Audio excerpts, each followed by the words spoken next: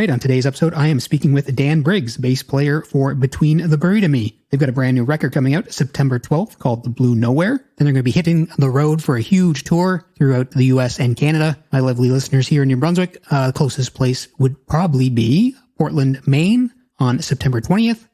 Or if you feel like going for a drive, you can head out and see them in Ottawa on the 16th, September 16th, Toronto on September 18th, and Montreal on September 19th. They're going to be playing with Hail the Sun, co-headlining tour, and there's going to be some dates with Delta Sleep and The World is a Beautiful Place, and I Am No Longer Afraid to Die. All right, so here's my chat with Dan Briggs about their new record, The Blue Nowhere. All right, well, thanks a lot for coming on the Radical Fabulatorium today. Appreciate you giving me some of your time today, Dan. Yeah, appreciate it. Glad to be here. So The Blue Nowhere coming out September 12th. First record on Inside Out Music. Mm-hmm. How does that feel? Must be pretty exciting to get ready to pump out another record. Oh, yeah, it's huge. I mean, I feel like whenever you're writing a record, whenever I'm writing a record, I don't know if the other guys are like this, but I always just I love imagining an existence where there's nothing before it. There's only this record. There's only this space in which we're writing.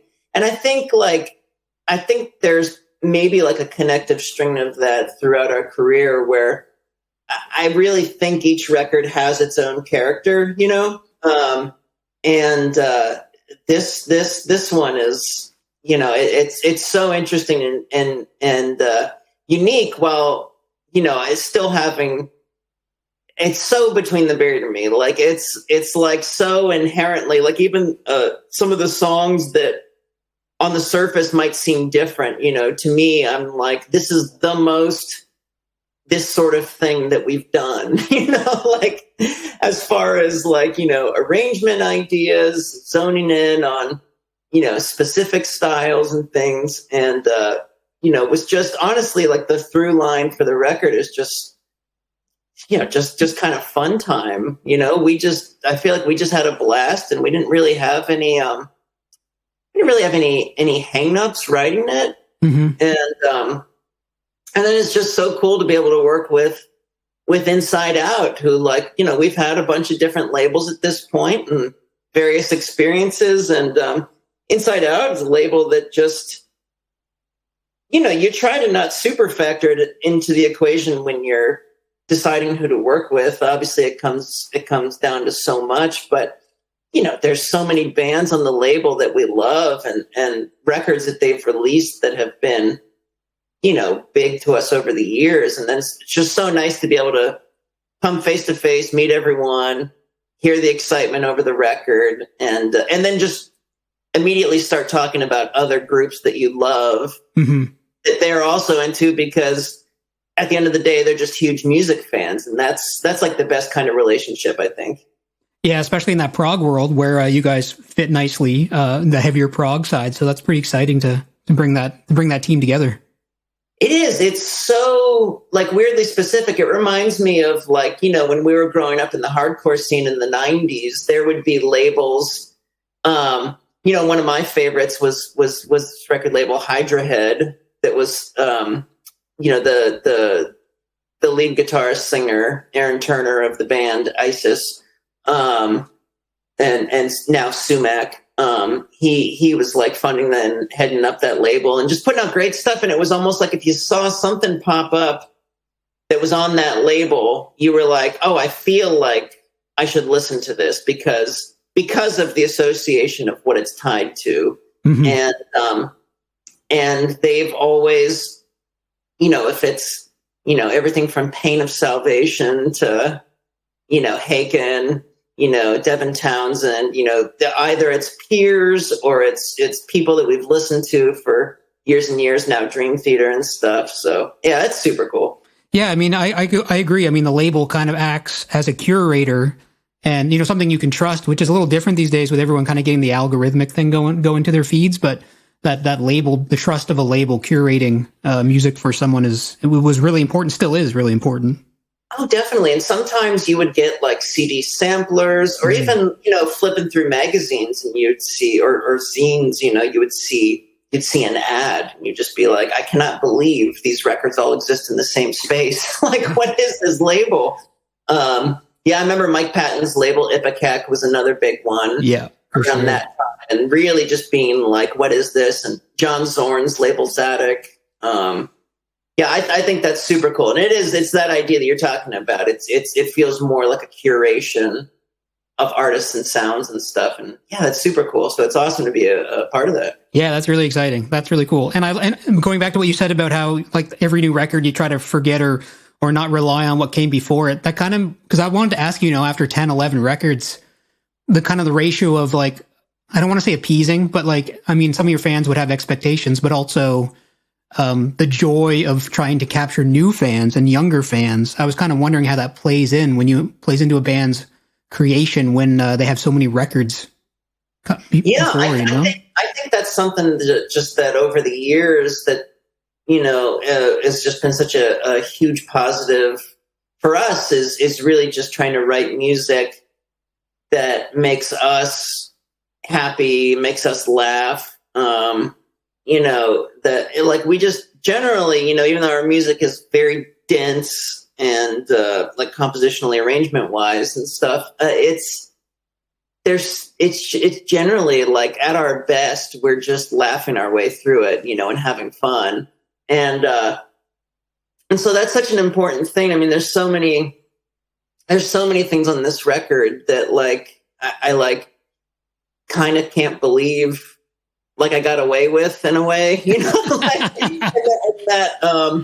and that, we're still able to like explore and go into so much cool new territory while also being like, well, when you think of something dynamic wise, you're like, well, the very first Between the Buried and Me song that ever got released was the song More Myself to Kill. More Myself to Kill starts with like, a big, like, hardcore kind of like D beat sort of thing before going into a few breakdowns. And then it all dissipates into nothing but Paul playing like an arpeggiated clean part by himself. And so right away, when we were in the scene at that time, you were like, we're somewhere different. We've already explored this whole dynamic shift. And so for me as a musician and arranger, I zoom out and I just see that as one characteristic. I see two dynamics smushed together. And to me, there's nothing that's so different, even if, there's like a show tunesy, like Gershwin inspired section on the record, it's like, it's all still in that basic kind of framework idea. And it is all like, compositionally reactive. Like you're always in reaction mode when you're getting stuff from other people and sharing ideas back and forth. And that's such a cool thing. And it's one of those things over the years, whether it's all the music we've done together, like so many hours of music, and then like everything that you explore outside of the band, you're all building really like your vocabulary for being able to react and how things get filtered through you and then through as it goes back through everyone else and then comes out being Between the Buried and Me. And that's really our mode of creation. Okay. You said something interesting there, the vocabulary, building your vocabulary to react. You're talking about when you're bouncing ideas off your bandmates, like how you react. Yes. To their ideas? So if someone sends something that they've written and you hear it, it's the way then, that you're either interpreting it. I can write something that to me in my brain is so under the influence of, blank. And by the time that goes to Blake, he could be hearing it based off, his, what he's built up in his musical vocabulary to react a certain way. And then immediately becomes Between the Buried and Me, Gotcha. Yeah. And vice versa. You know what I mean? Someone sends a death metal part and I'm doing like a walking bass, like, polka line over it or something. And you're just like, that's our mode of, again, it's all just like reaction mode, it's kind of cool. That's really cool. And that's really interesting. And then of course, when you send back your idea to the person who quote unquote came up with the original idea, it twists it all around and turns it into its own thing. I really like that. And then they're hearing something off it. And it's like, oh, cool. Well, yeah, what if we do that the second time around, and then, we're influenced by this, and then Paul's writing a harmony off the thing. It's just, and it's so funny because, we've got four people that are like absolute writers, composers, can write a whole song. And so there's not a shortage. There's actually like a big part of Between the Buried and Me's lineage, I think, is doing more with less over the years, like really honing in on the core idea, feel, energy of a song, and then always trying to bring it back into that. And sometimes, like for the individual, you can be latching on to like one specific thing. So a good example is the last single we released, Absent Thereafter. Mm-hmm. And that was this song that Blake and Paul were working on, and it had this real specific energy. It's like a real fast Van Halen shuffle. And there was, as I was really getting in the weeds, learning stuff, and then trying to figure out what I was hearing and how to interject myself in, as I'm writing the bass part to the very first verse, something struck me where, based off of what my hands were doing and what I was landing on, I was like, oh, this is making me think of, like Huey Lewis, like Hip to Be Square, da, da, da, da, da, da, Yeah. And that was finding its way into my bass part. And then that literal just spark then cued how I was almost reacting the whole rest of the song, down to, horn parts, counter melodies, like this and that, and so it's so fun how things can change and kind of mutate. And even sometimes if it's not communicating that to each other, it's like, I'm not changing what was this hyperactive, Van Halen shuffle, but the way that I'm coming into it is from this place, and that's just, again, it's like one micro idea that makes our songs what they are, what they become.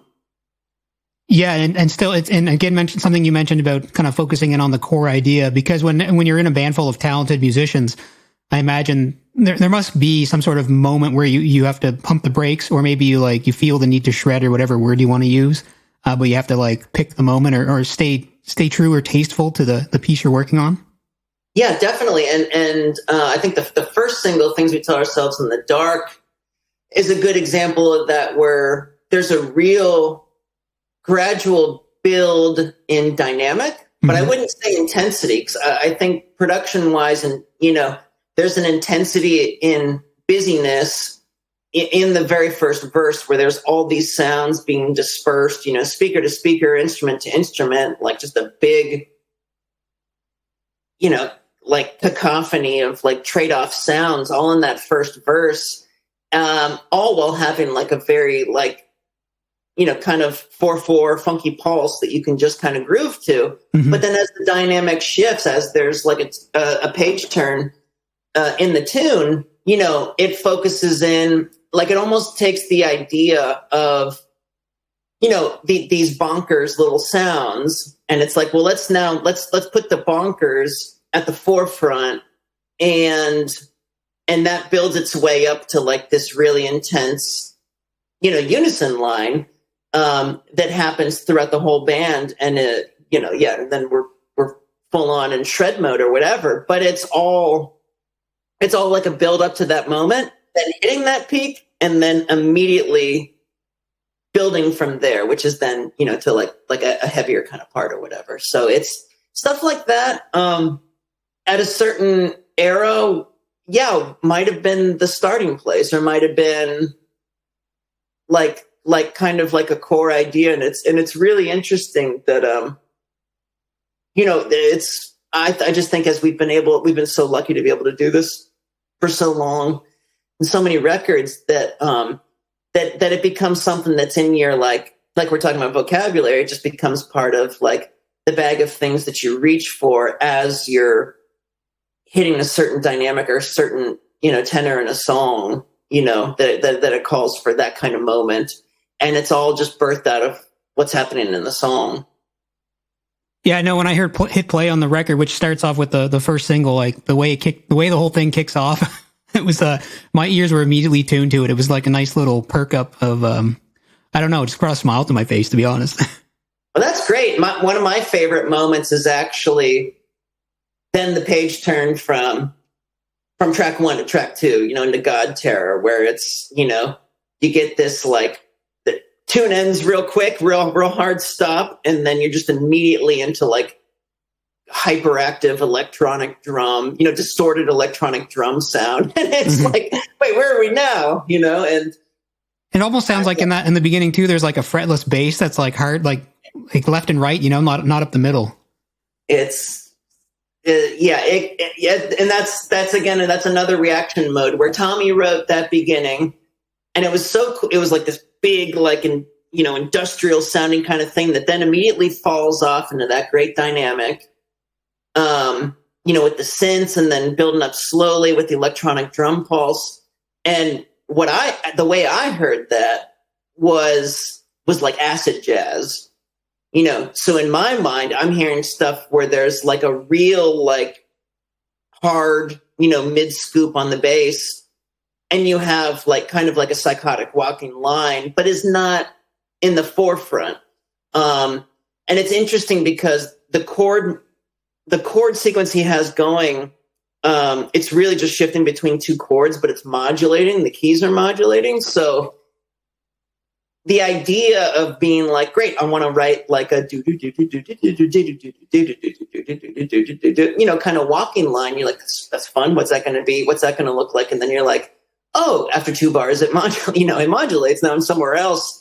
And it becomes this like really involved thing over just this like nice, lush little thing. But then it's so cool because then Blake interprets the drums when they come in, and he's just flipping it on its head, and it gets further, it's more psychotic, and that's just a small moment passed around, between 3 people, staying in the core idea, Yeah, psychotic's a good word. And I would say this album, and I mean, probably all of your albums, but like they benefit from headphone listens as well as like speaker listens.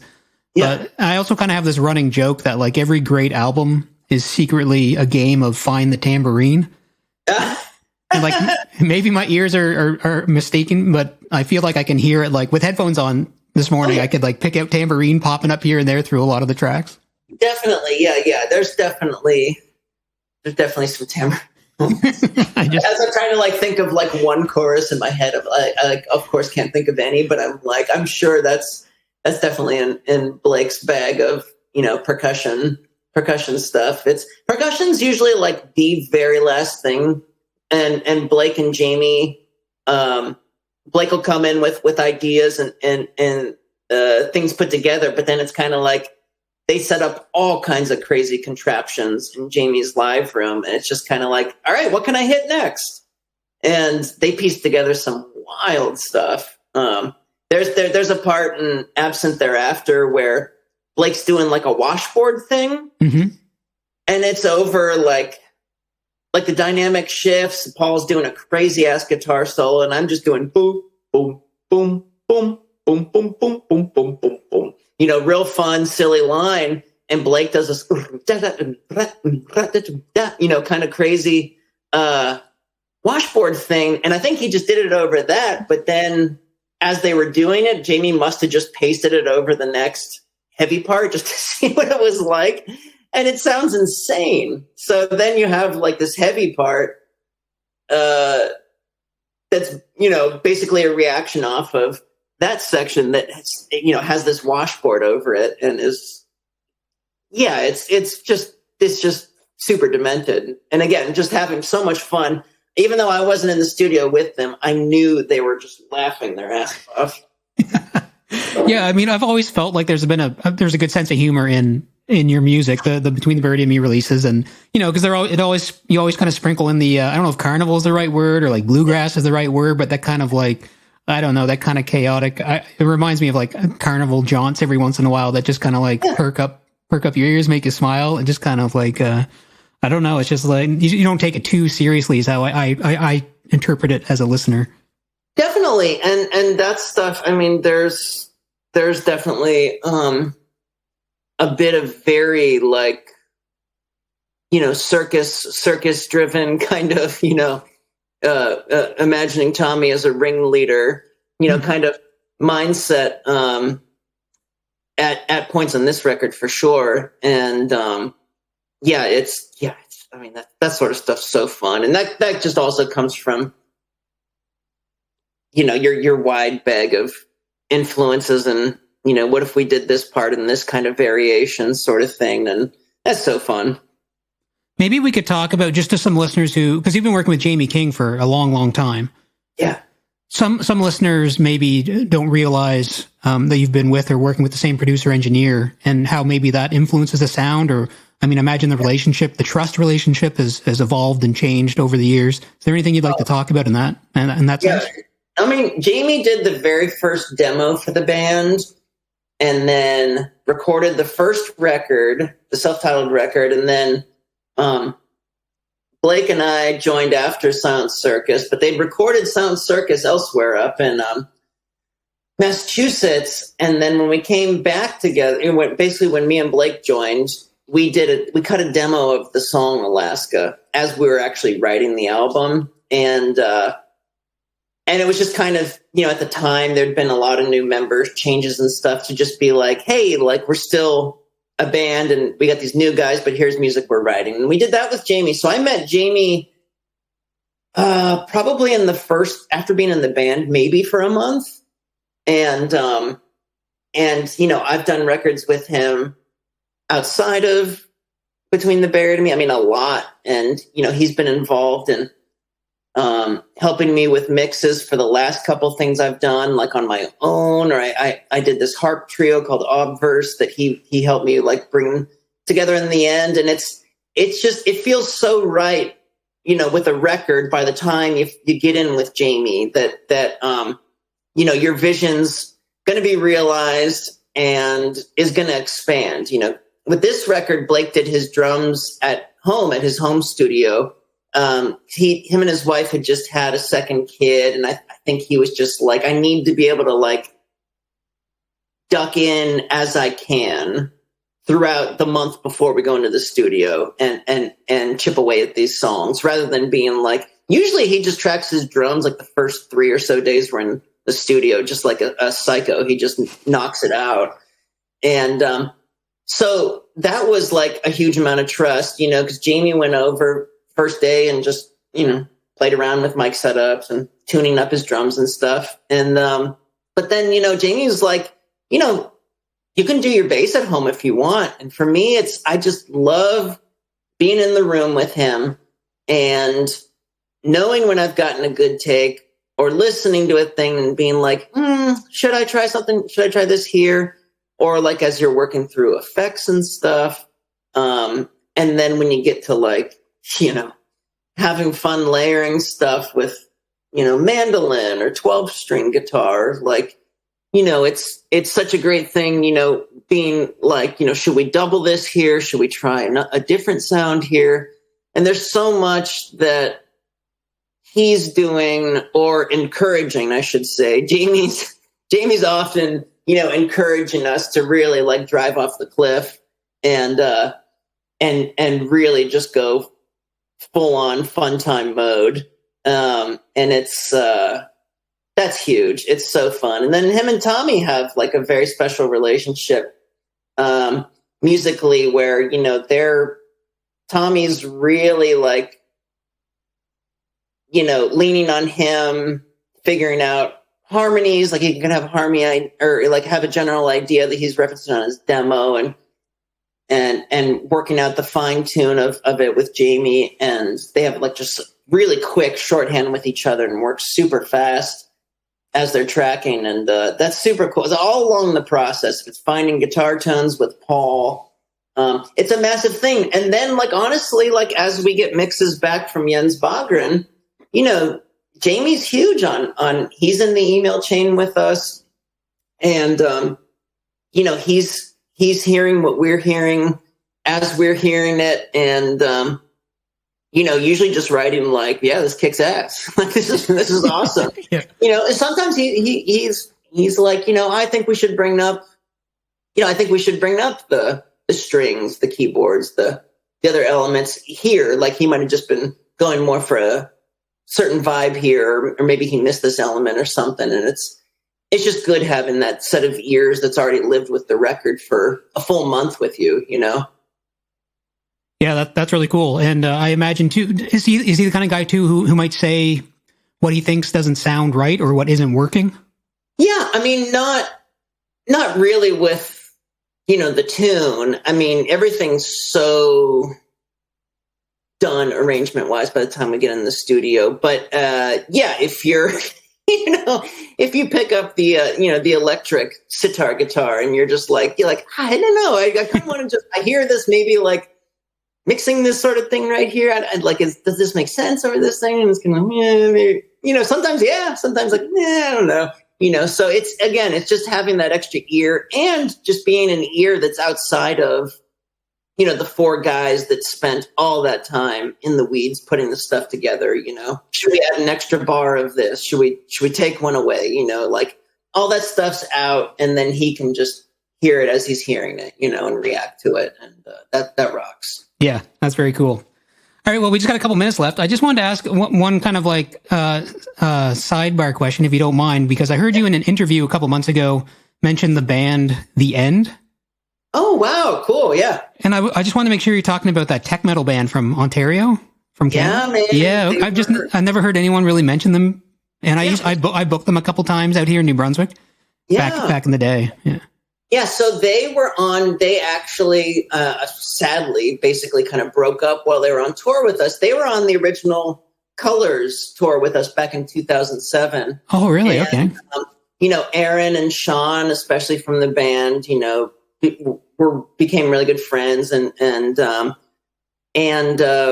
you know, see us whenever we're in Toronto. We saw them last time we were in Toronto, which was so cool. And they're still doing the two of them are doing, you know, music together still. But like they put out, you know, I was familiar with them, you know, with their records kind of before we toured with them. Mm-hmm. But I can't remember what was their last record that they did. They had the song Dangerous on it. It was really cool because Elementary.